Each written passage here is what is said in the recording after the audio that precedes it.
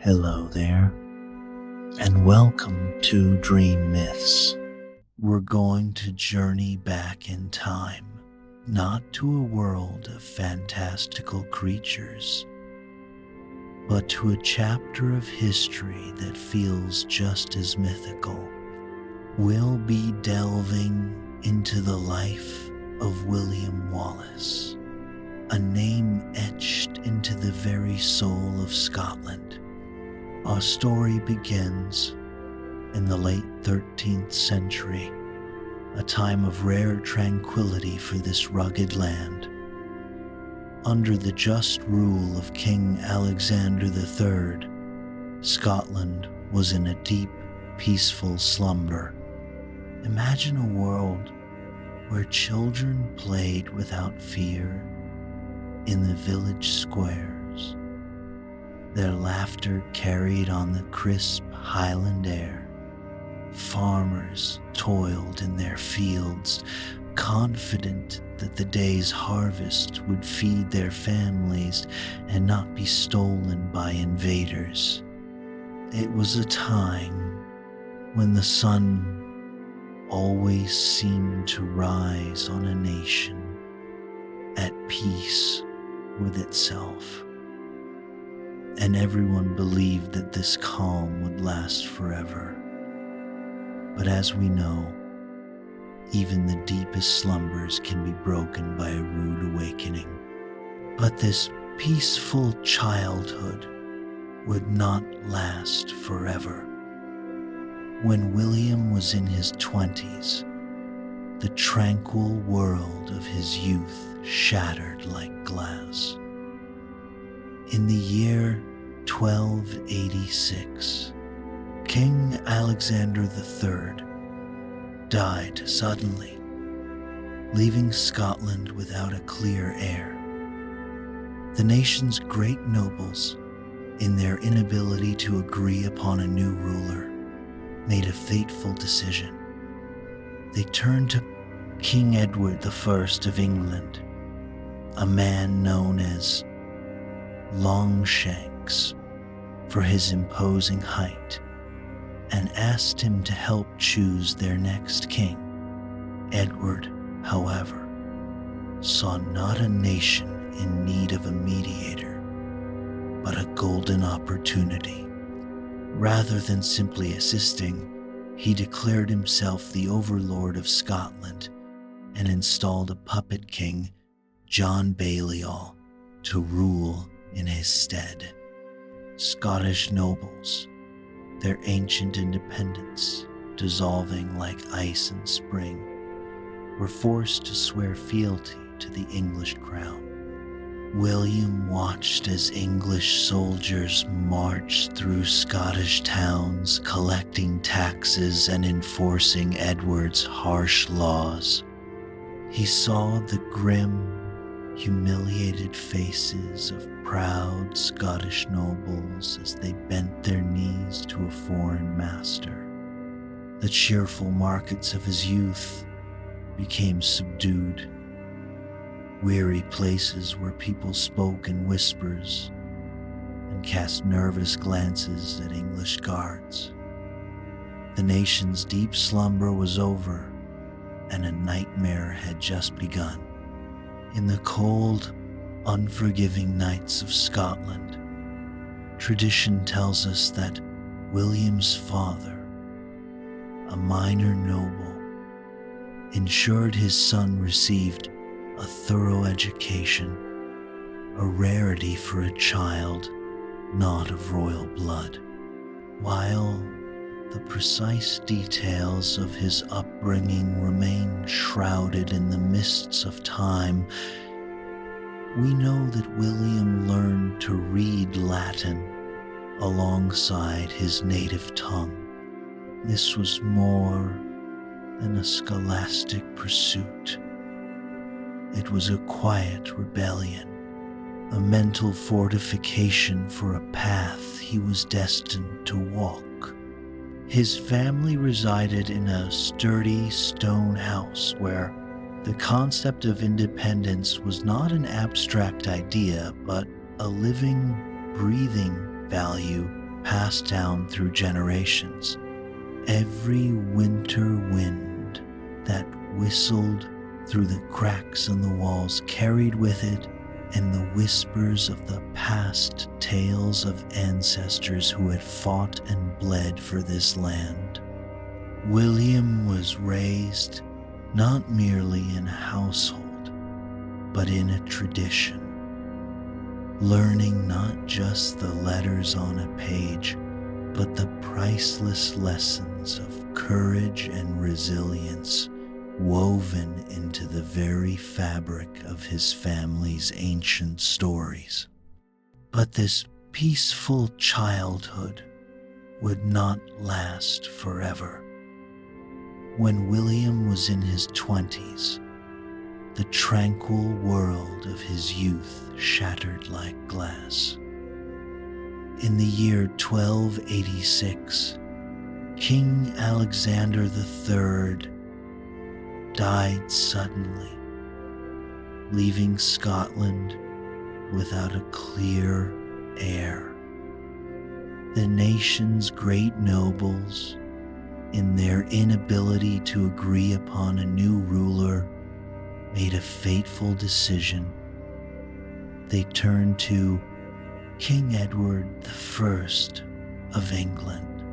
Edward, a man known as Hammer of the Scots, saw not a nation in need of a mediator, but a golden opportunity. Rather than simply assisting, he declared himself the overlord of Scotland and installed a puppet king.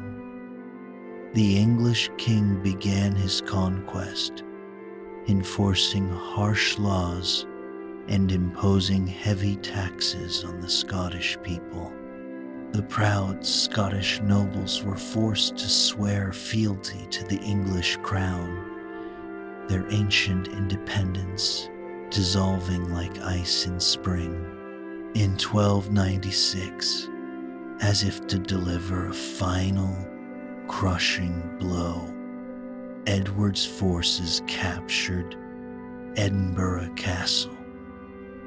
In a moment of supreme sacrilege, Edward stole the Stone of Scone, the sacred ancient symbol of Scottish sovereignty, and carried it back to Westminster Abbey. This act was not merely a political move. It was a strike at the very soul of a nation, a declaration that Scotland would never again be allowed a true king of its own. But the legend of William Wallace truly began with a personal tragedy that mirrored the suffering of all Scotland. English officials, in their cruel enforcement of Edward's laws, murdered his beloved wife for the simple crime of aiding Scottish resistance fighters. Standing in the ruins of his former life, Wallace had a choice. He could surrender to private grief, or he could transform his pain into a greater purpose. He chose to fight. William Wallace was no ordinary rebel. Where others saw only England's overwhelming military might, he saw possibility. Where others felt despair at Scotland's divisions, he saw the potential for unity. His first acts of resistance were calculated and surgical, attacking English patrols and liberating prisoners, always striking quickly and disappearing into the Highland mists. Word of his success spread through Scotland like wildfire. Farmers left their plows, craftsmen set down their tools, and warriors came down from the hills to follow his banner.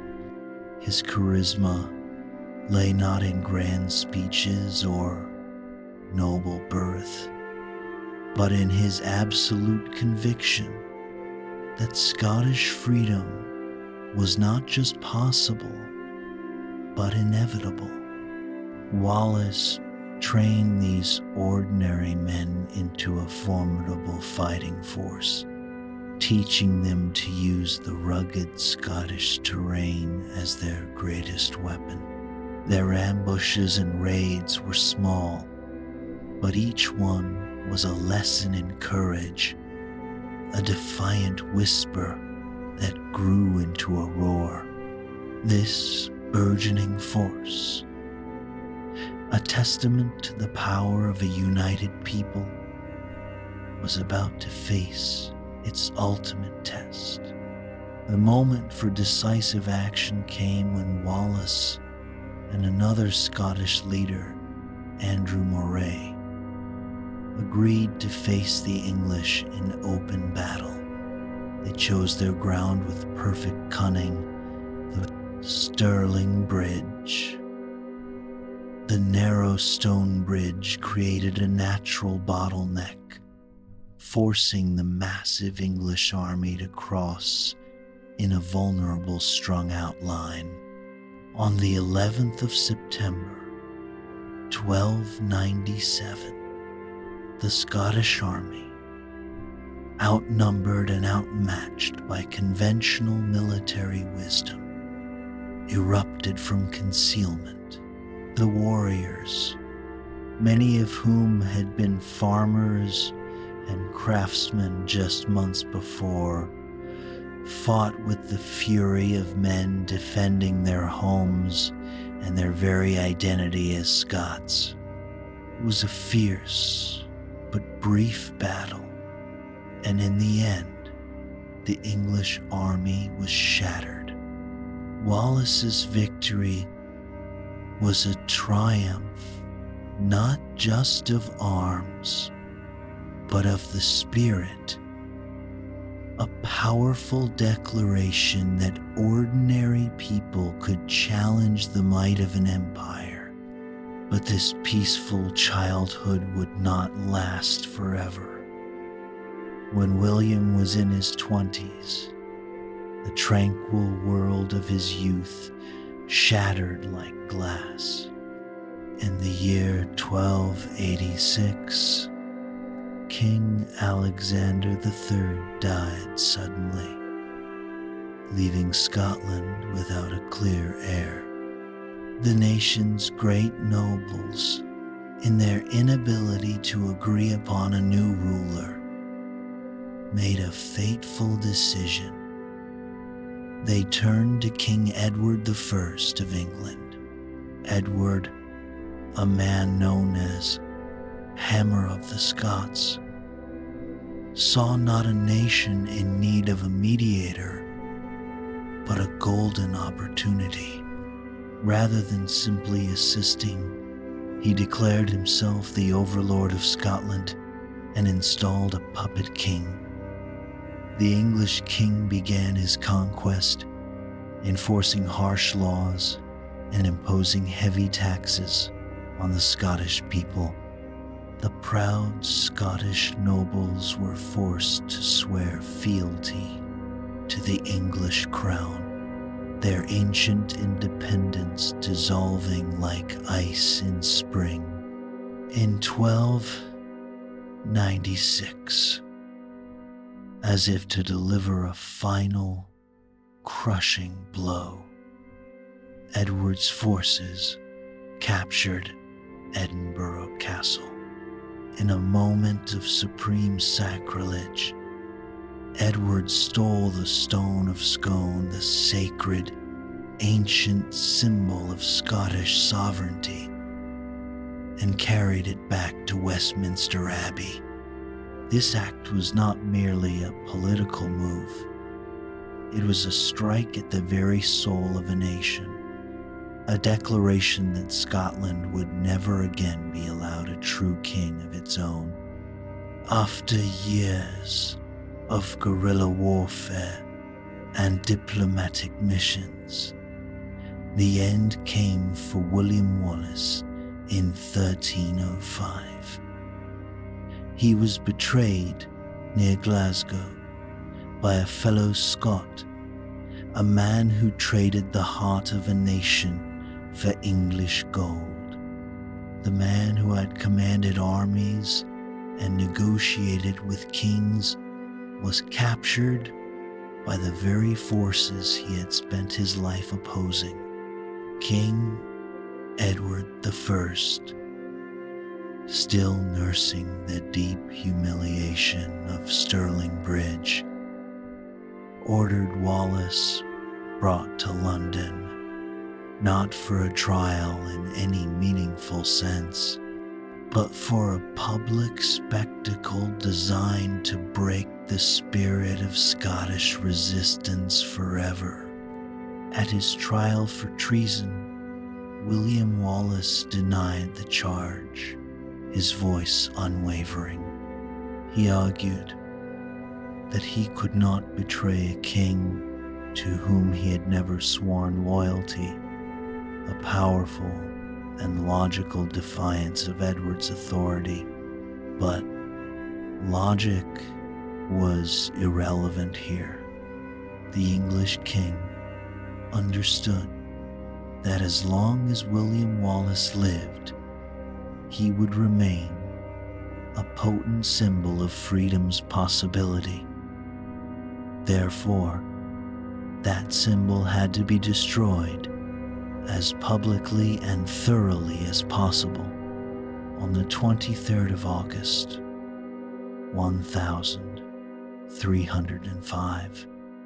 William Wallace faced his executioners with the same courage he had shown on every battlefield.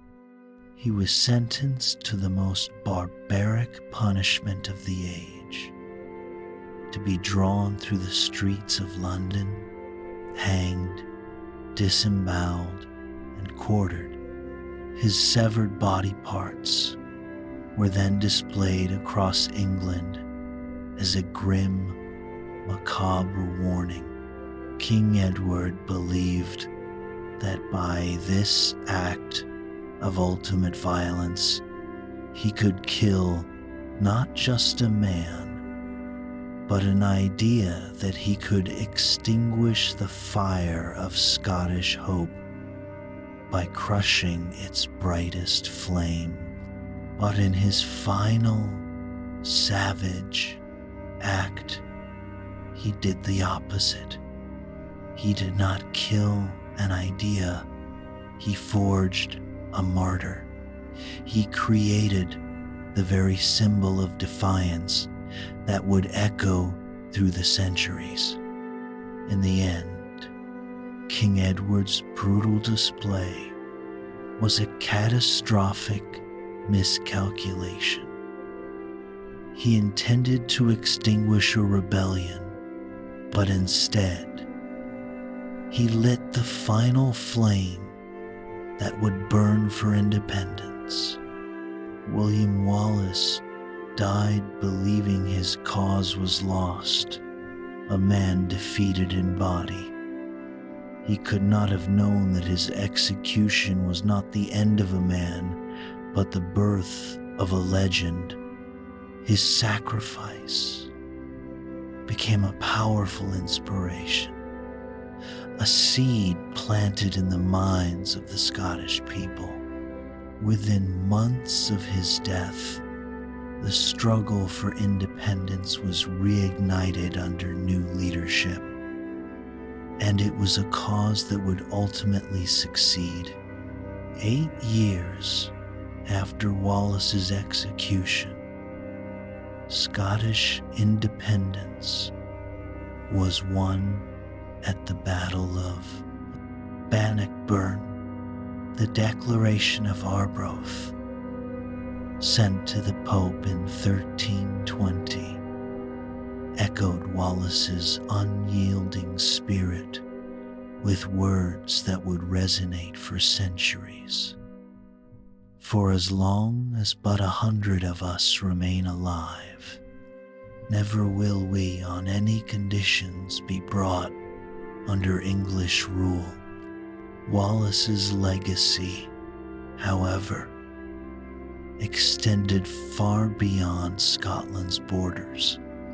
His story became an inspiration to oppressed peoples everywhere, proving that ordinary individuals could challenge even the mightiest empires when they fought for justice and freedom. From Ireland to America and beyond, his example continues to inspire those who refuse to accept injustice as inevitable.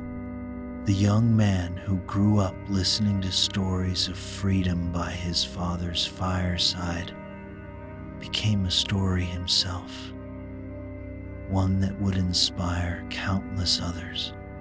His belief that people have the right to govern themselves, that freedom is worth any sacrifice, and that courage can overcome impossible odds became truths that would echo through the centuries.